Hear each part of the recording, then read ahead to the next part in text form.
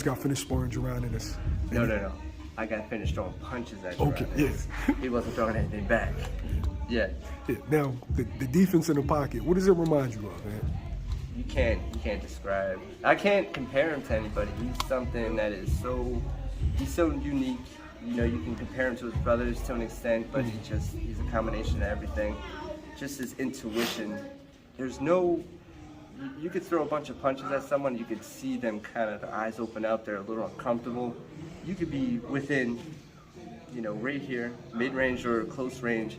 I could throw 10, 11 punches. At no point does he look like he's concerned or worried. It's like, doesn't flinch, and he's aware of the shots coming. So much so that, if he's catch, I throw boom, boom, boom, he's already ready for me to throw here or here again. If I don't, he's already got his hands in position.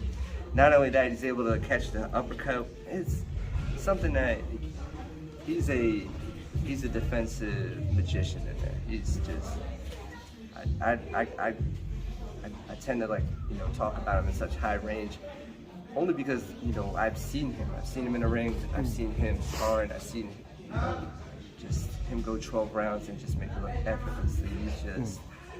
He's something that I can't wait until he actually starts to get the opportunities for these bigger fights, because the fans will be able to see more of him. They've only I would say kind of scratched the surface of what his skill level is. Just given that, the opponents that he's been in there with just haven't been able to last. Closest we probably got was the guy like Lipinets, so you got to see a little bit of it, but man, like when he gets the opportunity to show more what he has, people are going to be in awe. Because I've been there, I've sat around watching sparring sessions, and you're just kind of like, man, how does a guy do something like that? He's just unbelievable. Fans are very critical of the guys that already calling Jaron Ennis like, look, dude's probably the best fighter in the world. He's amazing. He's the guy that's going to wipe out 47. Yeah. And they bring up the resume. What is there a fine line between what your eyes tell you and what a resume says?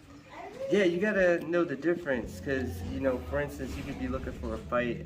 You're gonna be watching a fight, and you tend to see the kind of competition that he's fought. Now, he has really fought tough.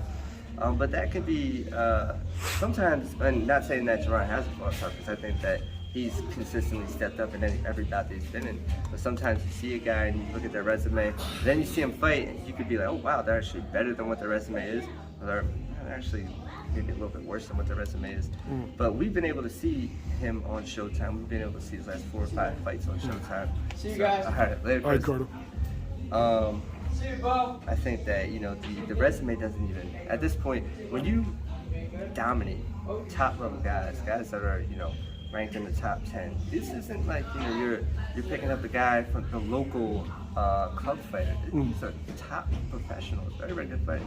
Delorme, very good fighter. Lipinets, very good fighter. Castillo Clayton was right there. He was ranked in the top 4 or 5. And so these are very, very good fighters. You have to be able to see past the resume and see the skill level, the skill set that this man has is just, it's very unique.